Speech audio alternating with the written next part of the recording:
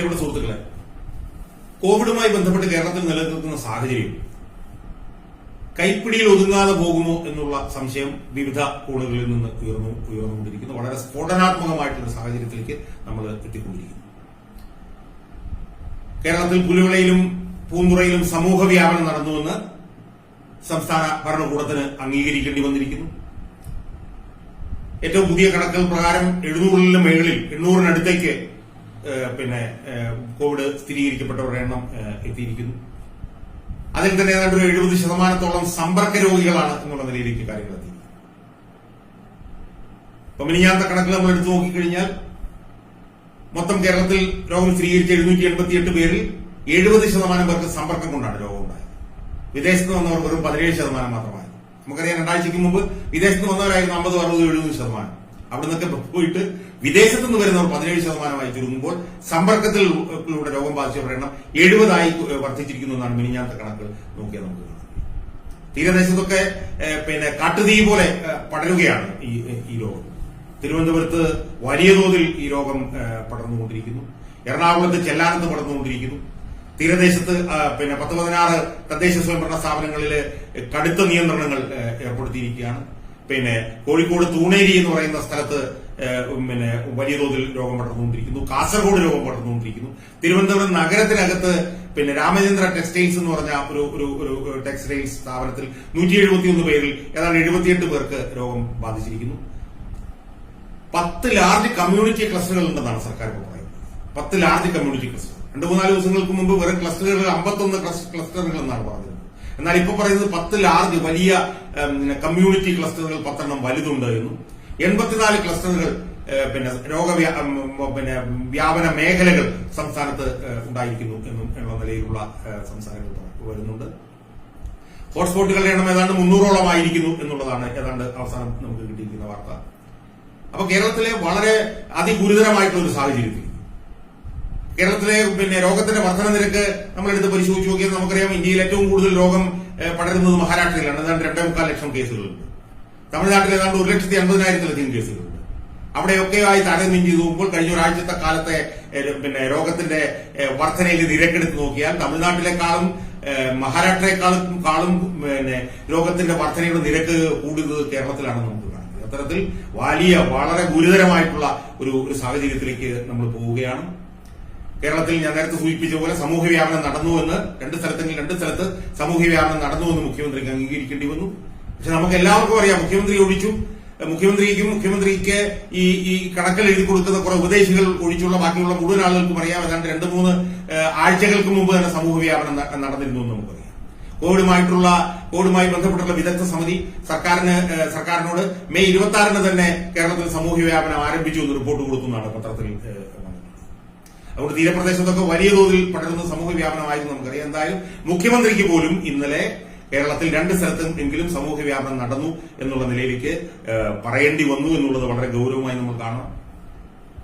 ജനങ്ങളുടെ ഇടയിലുള്ള ഒരു ധാരണ എന്ന് പറയുന്നത് ഭരണകൂടത്തിന് ഇനി കാര്യമായിട്ടൊന്നും ചെയ്യാനില്ല, ഇനി ജനങ്ങൾ സ്വയമേ തന്നെ നിയന്ത്രിക്കാൻ എന്ത് ചെയ്യാൻ പറ്റുമെന്നുള്ള നിലയിലാണ് ജനങ്ങളുടെ ഇടയിൽ ചിന്ത വന്നിരിക്കുന്നത്.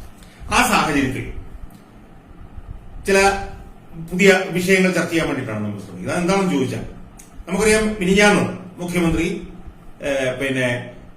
ഇത് ഗൌരവമായി കോവിഡ് വ്യാപനം നടക്കുകയാണെന്ന് എല്ലാവർക്കും അറിയാമായിരുന്നിട്ടും നമ്മളെന്തോ മെച്ചപ്പെട്ട ഒരു സാഹചര്യത്തിൽ നിലനിൽക്കുകയാണ് എന്ന് പറയുന്നതിന് വേണ്ടിയിട്ട് അദ്ദേഹം മിനിഞ്ഞാന്നും ചില കണക്കുകളുമായി രംഗത്ത് വന്നു.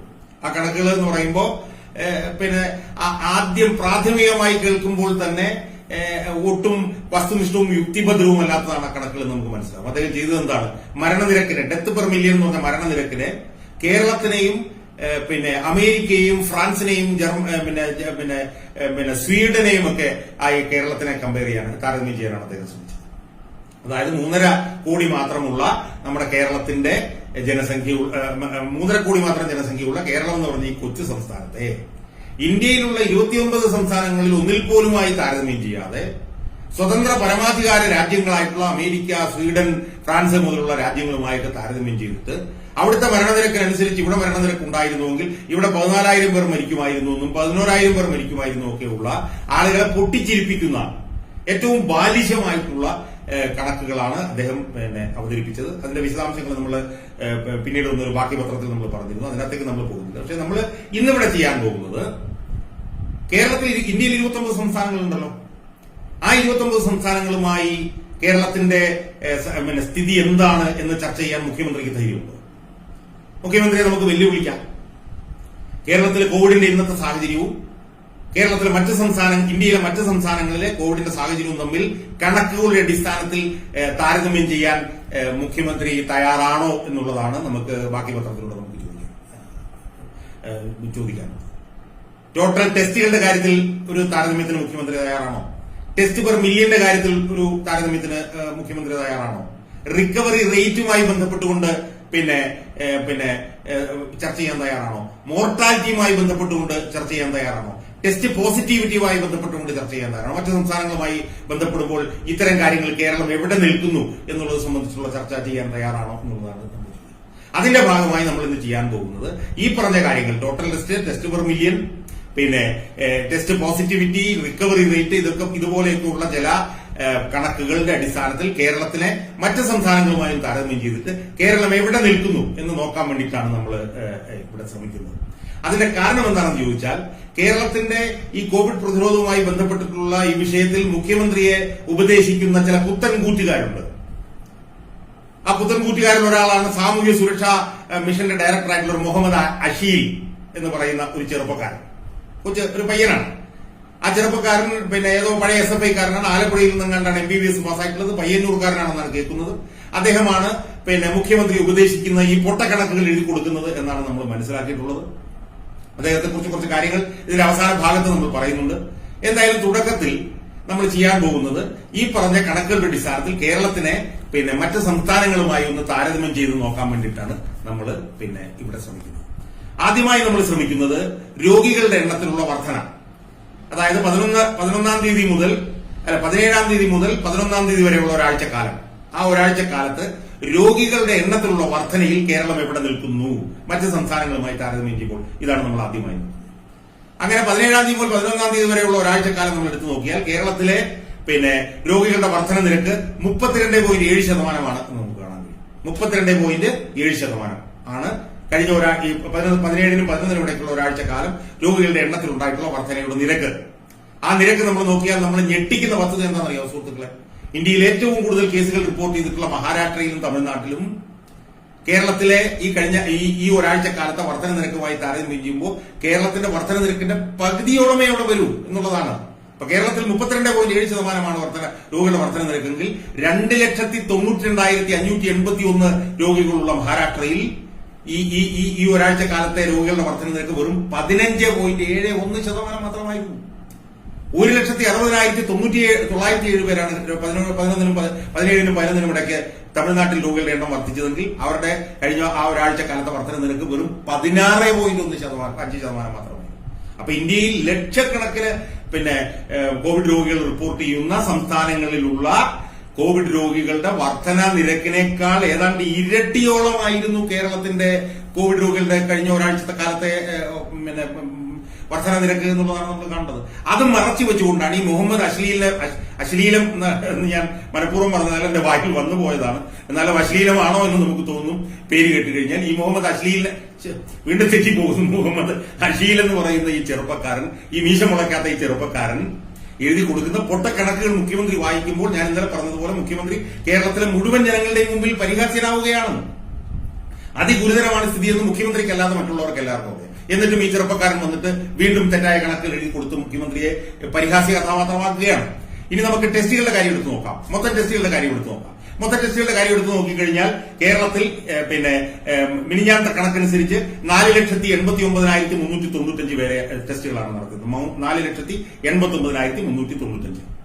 എന്നാൽ ടെസ്റ്റുകളുടെ എണ്ണം വലിയ തോതിൽ വർദ്ധിപ്പിക്കുകയാണ് എന്നൊക്കെയാണ് മുഖ്യമന്ത്രി പറഞ്ഞുകൊണ്ടിരിക്കുന്നത്. അതിനകത്ത് പ്രശ്നമുണ്ട്.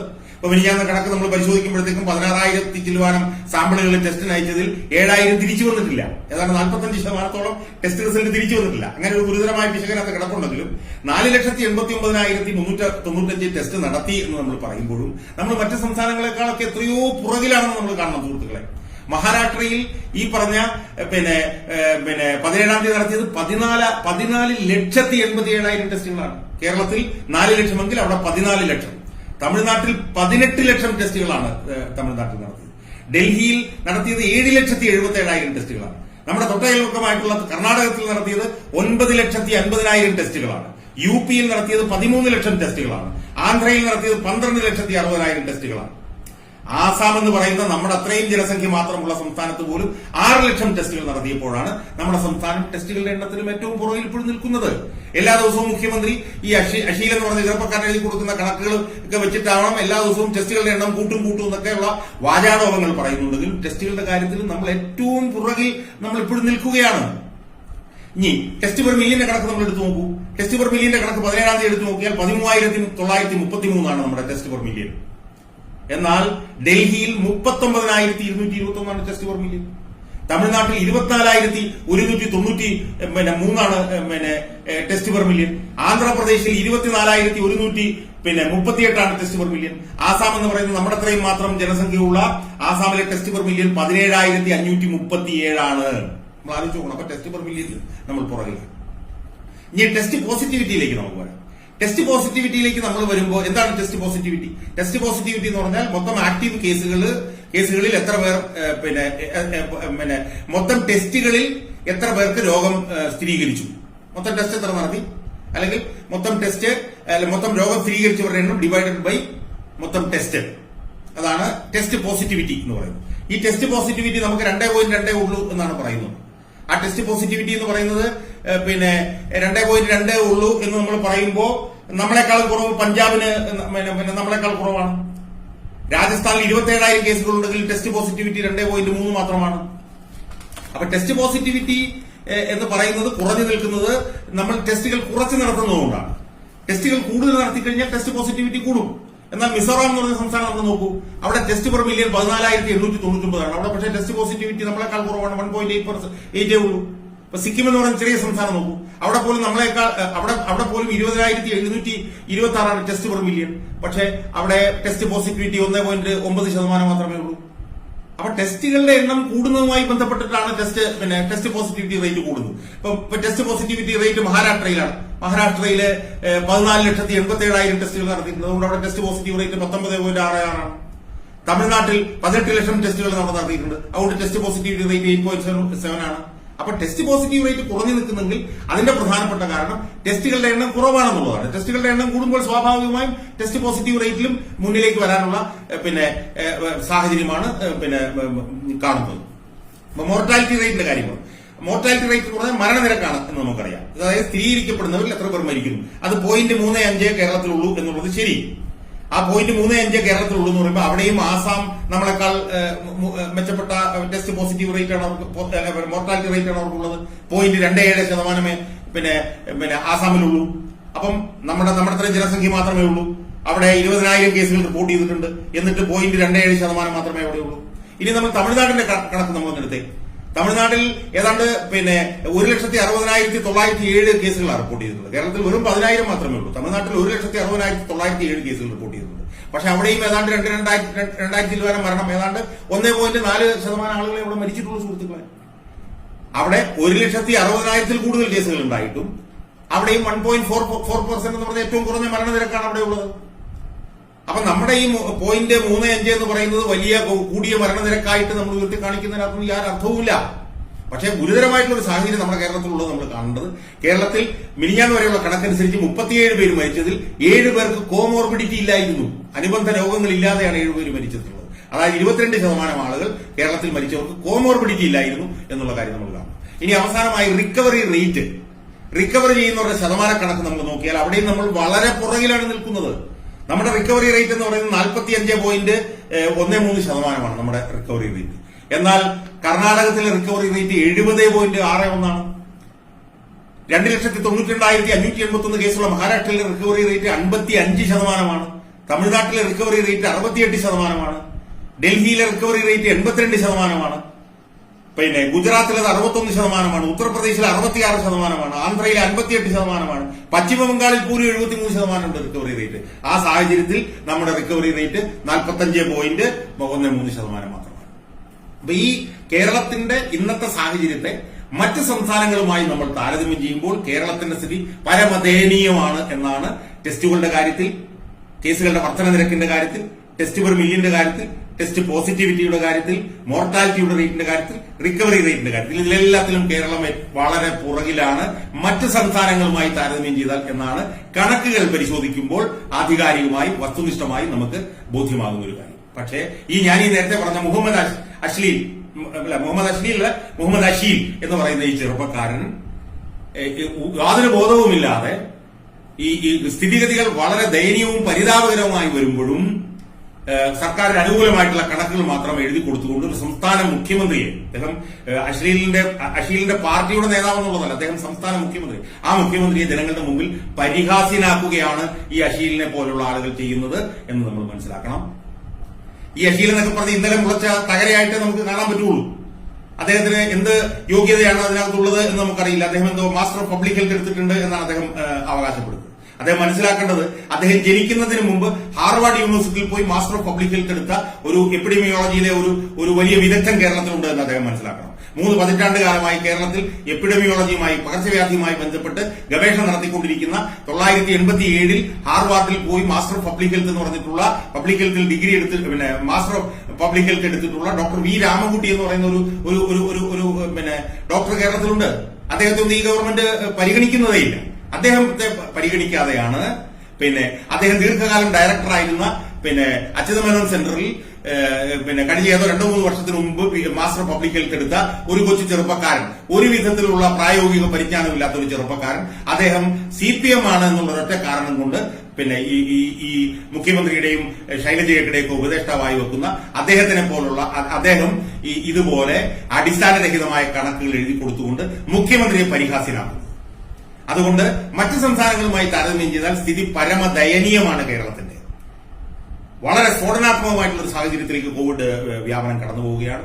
അതിനെ യുക്തിഭദ്രമായി കണ്ടുകൊണ്ട് വസ്തുനിഷ്ഠമായിട്ടുള്ള കണക്കുകൾ മനസ്സിലാക്കി അതിനെ പരിഹരിക്കാനും പ്രതിരോധിക്കാനും ശ്രമിക്കുന്നതിന് പകരം ഇതുപോലുള്ള പൊട്ടക്കണക്കുകൾ എഴുതി കൊടുത്തുകൊണ്ട് സംസ്ഥാന മുഖ്യമന്ത്രിയെ ഉൾപ്പെടെ ജനങ്ങളുടെ മുന്നിൽ പരിഹാസ്യനാക്കുന്ന ഈ മുഹമ്മദ് അഷീൽ എന്ന് പറയുന്ന ഈ സാമൂഹ്യ സുരക്ഷാ മിഷന്റെ ഡയറക്ടറായിട്ടുള്ള ഈ ഡോക്ടറെ, ഈ പകർച്ചവ്യാധിയെ കുറിച്ചിട്ട് ചുക്കും ചുണ്ണാമ്പ് അറിയാത്ത ഈ ചെറുപ്പക്കാരനെ ഏറ്റവും അടിയന്തരമായി സർക്കാർ ആ സ്ഥാനത്ത് നിന്ന് പിരിച്ചുവിടുകയാണ് ചെയ്യേണ്ടത് എന്നാണ് പറയാനുള്ളത്. അത് പിരിച്ചുവിട്ടതിന് ശേഷം പകർച്ചവ്യാധിയെ കുറിച്ചിട്ട് പതിറ്റാണ്ടുകൾ നീണ്ട പരിജ്ഞാനമുള്ള വിദേശത്തെ പ്രധാനപ്പെട്ട സർവകലാശാലകളിൽ നിന്നൊക്കെ തന്നെ ഡിഗ്രി എടുത്തിട്ടുള്ള ഒരുപാട് പരിചയസമ്പന്നരും അനുഭവസ്ഥരും കേരളത്തിലുണ്ട്.